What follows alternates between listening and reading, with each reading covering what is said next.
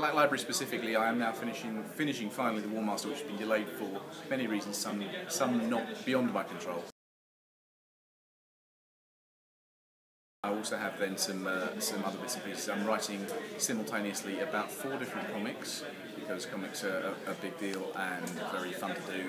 And I'm writing a novel for Marvel based on the Mighty Avengers that will be out for the film next year. And games, video games, something I'm doing more of, so Shadow of Mordor, Alien Isolation, and some things like that. Dreadnought. Dreadnought is the other one, yes, Dreadnought is the other one. But Warhammer really is, Warmaster really is the focus of what I'm doing at the moment, which is, I'm sure, a pleasure for people to know.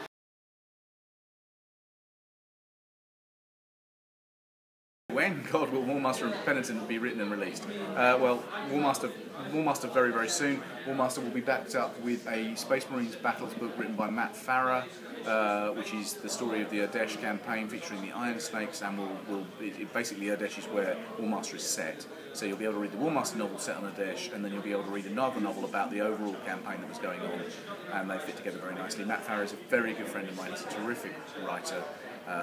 And we have long Skype calls between Britain and Australia where we discuss how these things work and how the world works. Yes, very, very. Actually, like you. Yes, he's just a tremendous guy. One of the clever things he did with it, just in our initial conversations, is that he did some world building to think about how the way Urdesh worked and consulted some friends of his and things. It was great. But what really blew me away is that he took that idea and found ways of explaining throwaway things I'd said about the Urdesh forces and how they worked and what their background was and their specialisations, and they all fitted together perfectly. He found a way of linking them together, which was great. Penitent. Then shortly after that, I think I have a Horus Heresy project to write between Warmaster and Penitent, and I also really want to get on as soon as possible to Anarch, which is the 4th and final book of the 4th. Not final. Well, final book of the 4th arc. So it won't be the final Gaunt book, but it will. So at that point you'll have 4 books. That's a complete story, and that will be another omnibus and all that kind of lovely stuff like that. And it really is a very big ending point for this story. Everything's been built up. So Bloodpact, Salvation's Reach, Warmaster, Anarch, in many respects have the most complete story. They're almost like one story told over 4 books rather than the other ones which are separate adventures. What will happen to the idea to release Intercept City as a chapter per week? Still a good idea. We just haven't got to the point where I can actually start committing to that kind of output. But I still want to do it, and it really is just a matter of which one. Games Workshop now is very, very good at releasing books that are great companion pieces to what they're doing with the figure range, and obviously that makes sense for them because they're a business and they've got to make it work. So it may well be that things like the Horus Heresy book that I'm going to be working on is a more useful thing for them to have at a particular moment than Intercept City, but I do want to do that. Will we see the Sabbath Worlds Crusade background book and big wall map reprinted soon? Yes, in different ways. Most particularly the Sabbath Crusade limited edition, first edition book that is on sale this weekend here has got the entire text of both Sabbath Crusade background books reprinted at the back with all the maps in it. It doesn't have all the colour plates, but it has all the text and all the information in there. And the map is actually the end papers, but we're going to do more things with the map.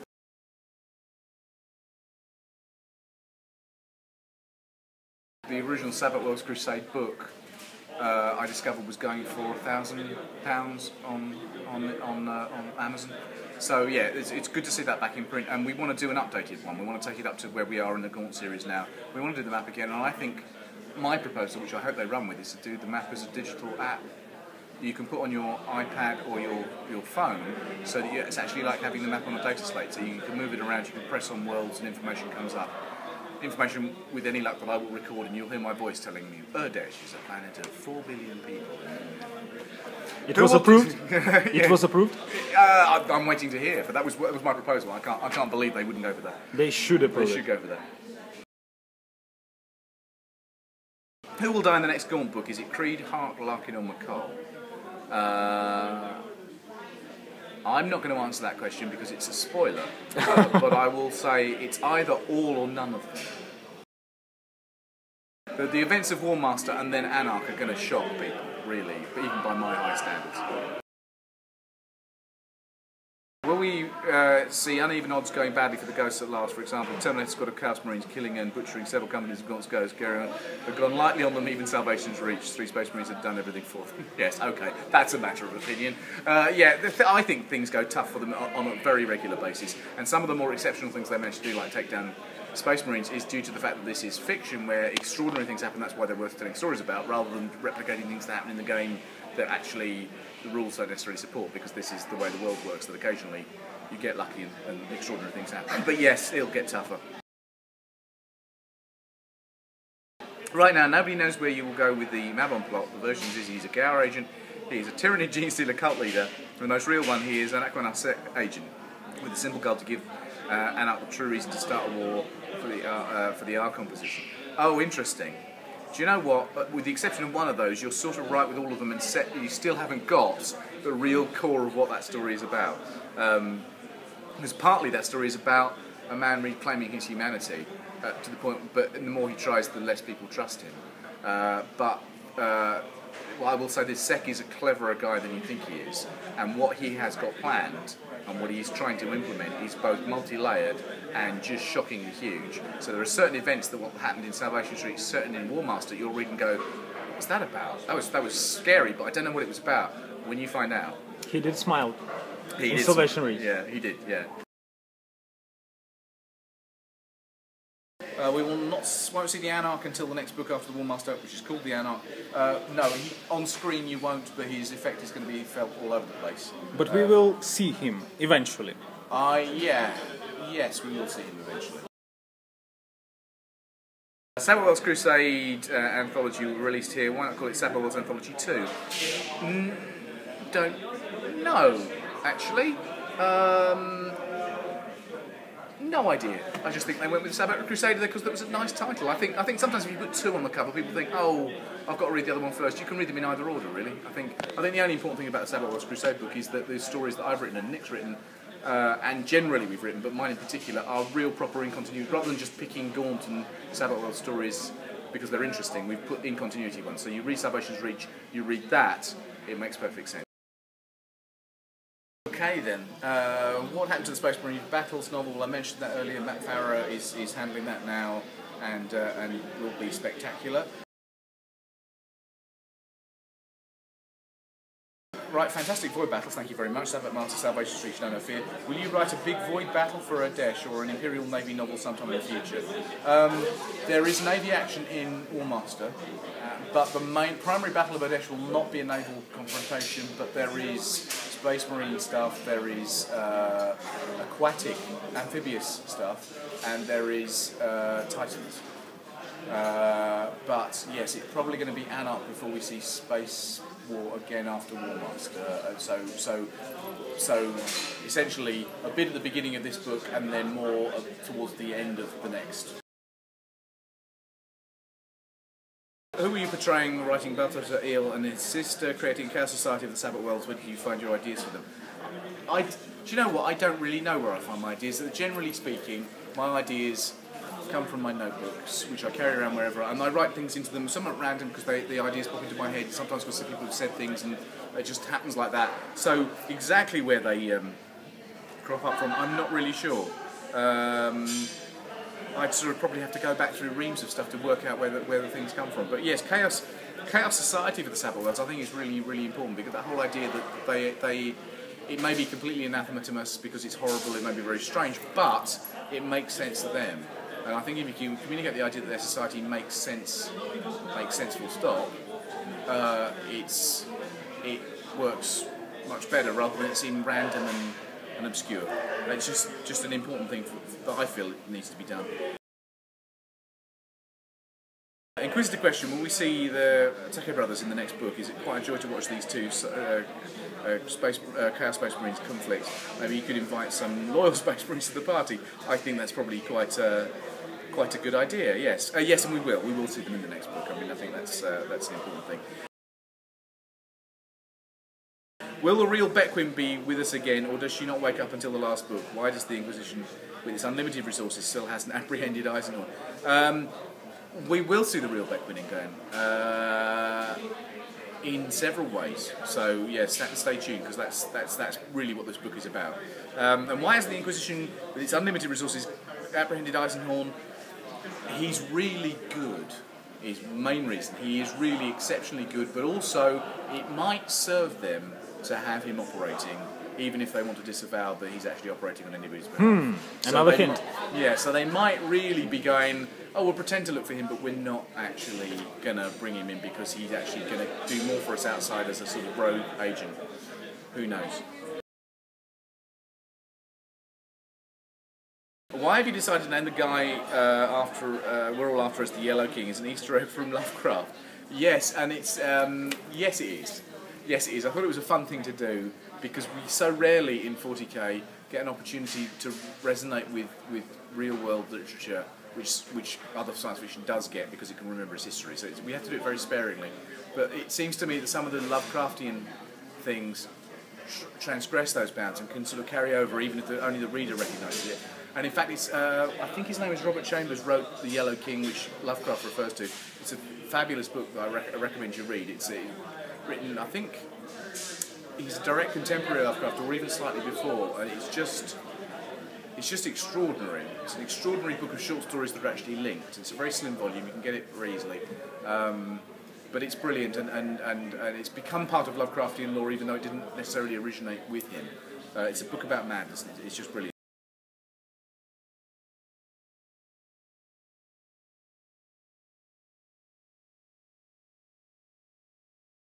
So is it Agriman? Is it?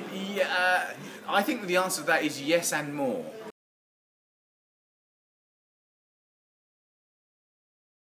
Because I think with a lot of things, a lot of chaos representations, they have multiple meanings, because that's the whole point of symbols. A symbol very seldom means one thing. A good symbol can mean two or three things, possibly even conflicted things, because that's how they're used in currencies. For a symbol to work, you've got to know what I mean when I show you the symbol, and the person sitting next to you might understand something completely different. That's why the symbol works communicating to you. It's a sort of a secret language thing. You understand that there would be 100 of theories after the last book. Yes. About the Yellow King. At least, I hope. Yeah. Loads of things going on there. And ironically, just this is a digression, I produce some comics, The New Dead Wardians, Wild's End, and Dark Ages, which are being published at the moment. They're all creator-owned. I write them, and the artist on them all, and co-creator, is a guy called Ian Culbard, who actually lives in Nottingham, and I'm going to visit him this weekend. He's a lovely guy. He's a tremendous comic book artist, and when he's not drawing comics with me and for 2000 AD, he does beautiful graphic novel adaptations of Lovecraft. Which I heartily recommend that you seek out, because they're brilliant. But it's just been announced that the next thing he's doing is the King in Yellow. So there's another, and that was a complete coincidence.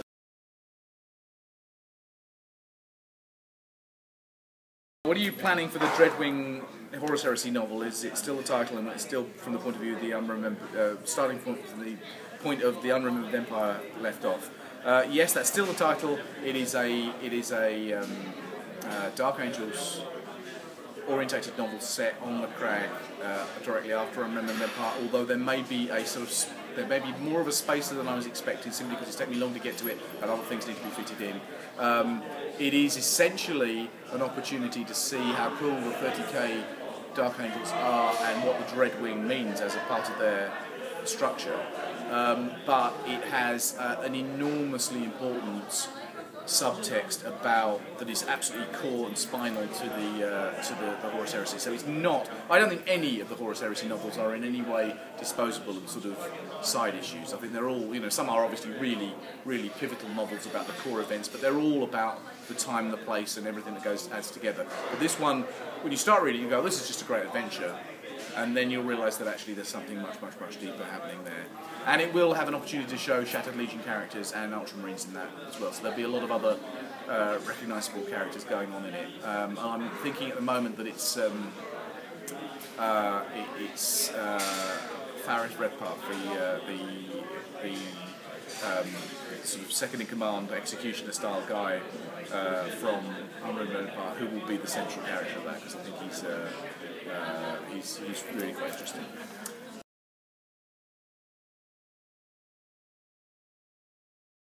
Being now a famous person, it says here, after the Guardians of the Galaxy success and your name on the titles, how does it feel to write in the grim dark future of Warhammer 40K? How does Games Workshop and BL stuff and the other authors communicate with you now? I have always written comics and Doctor Who and all sorts of other things simultaneously. So there is no real change. In terms of my workload, what I do in the course of an average working week, there's no real difference to the mix. I still sort of do the same amount of Black Library compared to anything else. Guardians of the Galaxy obviously is a different experience, but it was a comic that I wrote a while ago. The phenomenal success of the film is fantastic, and it's led to other comic work, but it's not like I've suddenly graduated to Hollywood and changed, you know. It is. I love the fact that the movie's been very successful. I love the attention that it's brought, which I think raised the profile of all sorts of stuff. Because I think I've now got Marvel readers coming and reading Black Library stuff, which is a terrific thing to do. But it doesn't mean I'm suddenly going to go, oh, I'm too good for this. I'm not going to write Black Library anymore and go off and do other things. Because the reason I write a variety of things is because I enjoy writing a variety of things. I'm a professional writer. I'm not a professional Black Library writer. I'm not a professional Marvel writer. I'm a professional writer, and I get offered things to do, and they are great. And I like to mix them up. And the more I mix them up, the better the things I write are. So the next Gaunt novel will be better if in the course of writing it I've written some Marvel stuff and some Doctor Who, because it's kept my mind fresh. If I just said, right, for the next 6 weeks I'm just going to write Gaunt, the novel won't be as good as if I mixed it up. So I know, after however many years it is, I know my own writing process. In order to deliver the best thing to the reader, I know what I've got to do, and one of the things I've got to do is be over busy and writing lots of things sort of simultaneously. And one of the things that I've done a lot more of in the last 2 years, and I'm doing more and more of, is the game stuff, which obviously is a computer games, particularly Alien Isolation. When I got you know, stuff with Sigourney Weaver and stuff like that, reprising their characters was a very big deal. So. Your further collaboration with Nicola was urged due to your activities in comics and game universes, or have you found a new writing touch? Well, we like to collaborate anyway, and we're doing more stuff like that. In fact, we're now taking our collaborative efforts into other places, so then there will be a comic from us and other bits and pieces like that. So there's all sorts of possibilities there, which we will talk about as we are able to. But it's very rewarding. Tomb Raider was the most recent thing, which was the novel based on the most recent incarnation of that game. Do you count yourself lucky to have so wonderful and understanding wife? Are you proud with your daughter's success? Yes and yes. I do count myself extremely lucky. Dear fans, that's Nicola Abnett, a very beautiful woman and a fantastic blogger.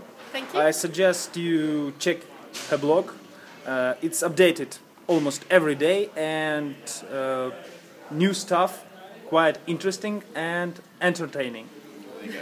And a marvellous writer and a marvellous editor as well, because of course she's my first line editor and first reader. And a very happy person who read Dan Abnett's book first. Before anybody else, yes.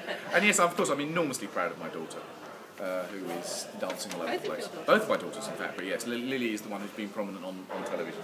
How does your BL writing coexist with the comic stuff of Marvel? Well, as I said, I write them side by side because it keeps them both fresher. So that's just a healthy thing to do. It's also about when you're writing a project, there is a huge satisfaction to be gained from the sense of closure, having finished a novel, having finished a piece of work, delivering it on, finishing it off and delivering it, and thinking, right, I've got that job done. When you're writing a novel, it takes you 3 or 4 months to get to that, if you're lucky, and then you get that hit of closure, which is a part of the reward of writing. Writing a comic might take me a day or two, so if in the course of writing a novel I can write 2 or 3 comics and get those hits of sense of job satisfaction and job well done, it helps the structure of the novel because it kind of keeps me buoyed up that I'm actually achieving things. You know that there is a Space Hulk game in development. With your experience of games, why are you not writing a story for it? It's a shooter game, yes. As far as I know, I'm not writing a story for that, in as much as I haven't been asked to yet. But game stuff, I can't be BL specific, but I am working on game projects yet that I'm not allowed to talk about because of non-disclosure. Except Dreadnought. Except Dreadnought, because that's now been announced, but there are several others that I can't talk about. So who knows? Who knows? That question is yes, and I just can't tell you. So there you go. Thank you very much.